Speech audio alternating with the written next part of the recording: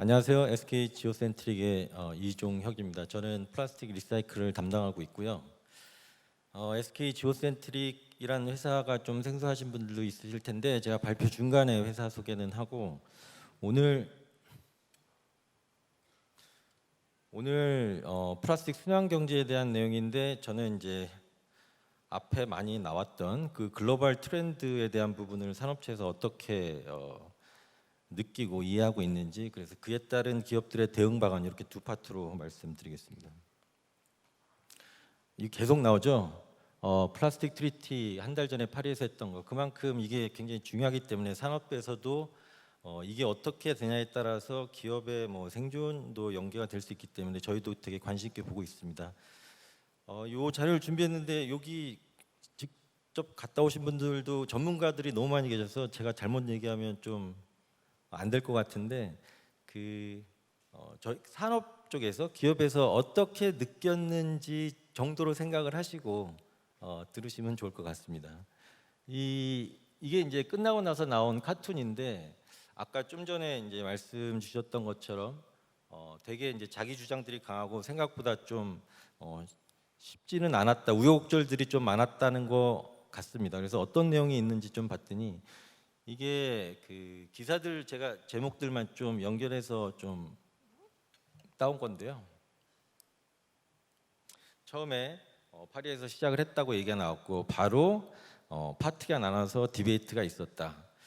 그 프로시저에 대한 부분 말고 그 실제 아까 뭐 섹션 뭐 2인가요? 거기서 보면은 플라스틱을 덜 쓰자, 덜 만들자, 그리고 재활용을 더 많이 하자, 이렇게 좀 파트로 좀 나눠졌던 것 같고요. 플라스틱을 덜 만들자 쪽에서는 아예 그냥 생산량을 캡을 씌우자, 더 이상 생산하지 말자, 주로 그 선진국들 중심으로 이렇게 얘기를 했고, 산유국들 중심으로는 뭐 리사이클 쪽에 차라리 포커스를 해서 이거를 해결해 나가자, 아직 준비가 덜 됐다, 이제 이런 좀 디베이트가 있었던 것 같습니다. 아무튼 결국에는 저 트리티는 이제 끝났고 허들들을 좀 남겨놓은 상태에서 끝났다고 했고, 그 이후에 뭐 올해 말까지 일단 드래프트는 만드는 걸로 합의를 했다고 합니다. 근데 저는 이걸 보면서 과정은 있지만 그 우리 기후변화 뭐 교토의정제에서 파리 협정 갔던 것처럼 이것도 결국에는 방향성은 정해져 있다고 생각을 하고요. 이걸 보면서 이제 그 미국이 좀 조용해서 미국의 포지션은 뭐였나 좀 곰곰이 좀 찾아보니까 생각보다 존재감이 좀 없었습니다. 그래서 미국이 어떤가 좀 봤더니 미국은 올해 3월에 90%의 플라스틱을 바이오 머티리얼로 바꾸겠다라고 바이든이 선언을 했습니다. 그래서 바이오 쪽으로 좀 집중을 하는 것 같았고, 그래서 뭐 플라스틱뿐만 아니라 뭐 퓨얼이나 케미칼도 바이올로지컬 프로덕션을 하겠다라고 돼 있고, 화이트하우스에서도 이 클라이밋 체인지를 대응하기 위해서 굉장히 중요하고 시급하다, 바이오 쪽이. 근데 한편 산업계에서는 조금 다른 시각이 있었습니다. 이거 굉장히 심각한 신호다, 이거 환상이다, 이거 뭐 엄청난 로비들이 있을 거다, R&D 쪽에 훨씬 더 강화를 해야 될 거다, 그러면서 이제 우려는 표현을 했는데 드라이브를 거니까 결국엔 미국 시장도 바이오 쪽에 좀 많이 집중을 할 걸로 좀 보이고요. 요거를 조사하면서 제가 좀 재밌었던 거는 미국은 바이오 쪽의 스트래티지를 정부 부서의 국방부가 이거를 주관을 하더라고요. 그래서 신기하고 의아하다. 그래서 그 안에 들어가 보니까 미국은 이 플라스틱이나 퓨얼 케미칼을 이 서플라이 체인의 이슈로 봐가지고 그 안에 이제 이거는 이제 참고로 들으시면 그 안에 내용을 보면 과거 미국이 누렸던 반도체의 영광을 아시아에 뺏기는 실패를 다시 하지 않기 위해서 우리가 직접 이걸 챙긴다, 이런 내용들이 그 안에 실제로 있더라고요. 그래서 바이오는 그래서 저는 이제 UN 유럽 중심으로 리사이클 쪽, 그리고 미국 중심으로 바이오, 이렇게 좀 집중하는 분야가 다르다라고 생각을 하고요. 한국은 어떠냐? 한국도 유럽이나 미국 못지않게 굉장히 정부에서 적극적으로 정책에 드라이브를 걸고 있고요. 저 기업에서 그렇게 느끼고 있고, 기존의 자원순환기본법을 작년 말에 순환경제촉진법으로 바꾸면서 생산, 소비, 재활용 전 과정에 이제 순환경제로 전환을 하겠다. 그리고 파리 이 협약 1년 전에 선제적으로 대응을 하셨고요. 그리고 뭐 탈플라스틱 목표 세우고 바이오 쪽도 보고 재활용 쪽도 보고 한국 정부도 되게 적극적으로 준비를 하고 있습니다. 그래서 이걸 보면 결국에는 선형 경제에서 순환 경제로 바뀔 수밖에 없다는 방향성은 기업들도 다 동의를 하고 있습니다. 순환 경제의 장점을 다 아시겠지만 한 번 더 찝으면은 이 자원, 그 내추럴 리소스를 끄집어내는 게 아니니까 순환을 시키는 거니까 자원 고갈의 이슈를 해결할 수 있고 폐기 이후에 쓰레기로 가는 게 아니니까 그 폐기물 오염에 대한 문제를 해결할 수 있고 그리고 한 번 땅에서 끄집어낸 탄소가 이 순환을 되니까 지상에서 순환이 되니까 온실가스 저감에 대한 효과가 있습니다. 또한 이 새로운 순환 경제라는 산업이 형성이 되면 활성화가 되면 각각의 밸류 체인에 뭐 기술 개발이라든지 일자리 고용이라든지 상당한 그 경제적인 성장이 예상되기 때문에 이 순환 경제는 하나의 큰 기업들도 준비를 지금 하고 있는 분야입니다. 순환 경제를 가장 잘 표현했다고 생각하는 다이아그램입니다. 엘렌 메가스터 재단에서 만들었고 나비처럼 생겨서 나비 모델이라고 하는데 크게 두 축입니다. 지속 재생 가능한 바이오 소재 쪽에 한 루프가 있고요.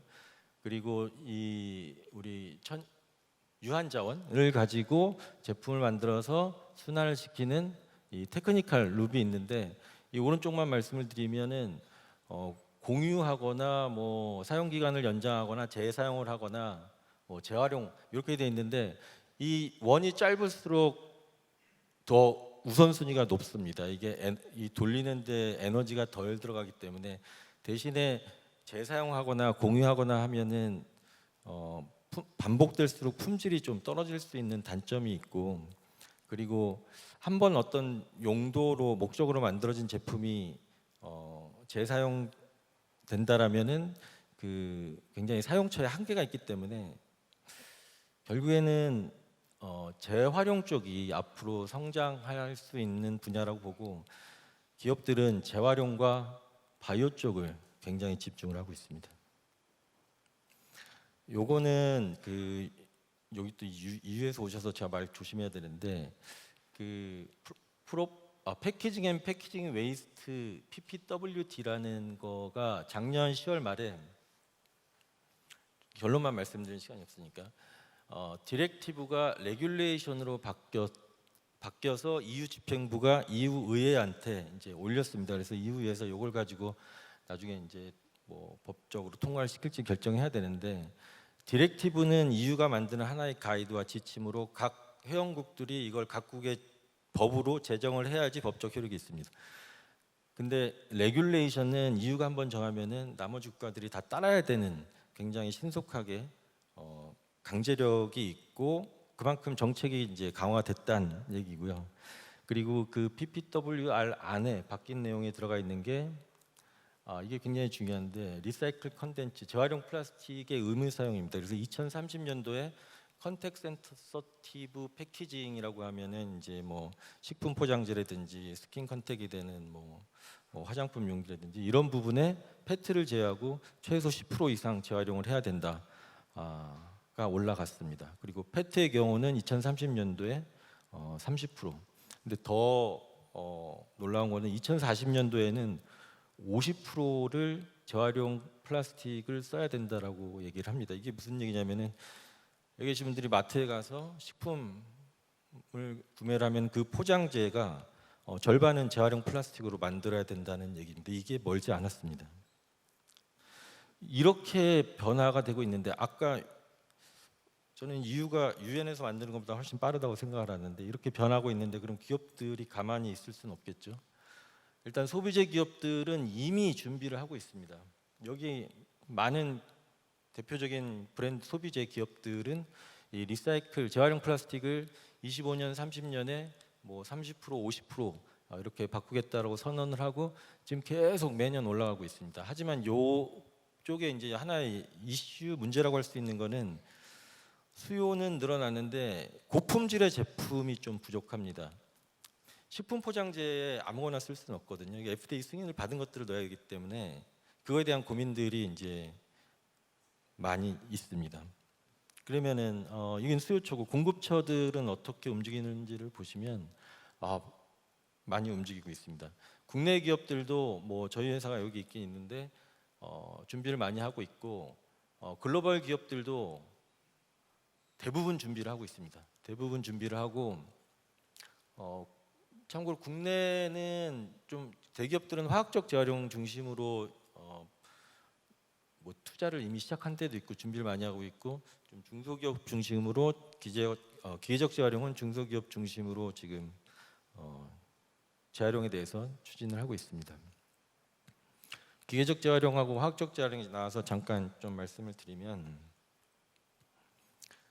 플라스틱을 만들어서 사용 후에 세척하고 파쇄하고 녹였다가 다시 플라스틱을 만들면은 그 물리적으로 재활용을 하는 거고 기계적 재활용이라고 하는 거고 이거를 다시 거의 분자 단위 굉장히 잘게 쪼개서 다시 이 플라스틱으로 다시 중합을 하면은 이제 이걸 화학적 재활용이라고 하는데 장단점이 있습니다. 이 사이클이 작기 때문에 기계적 재활용이 우선순위가 높습니다. 그리고 온실가스 효과, 에너지 사용량도 좋습니다. 기계적 재활용이 더 좋습니다.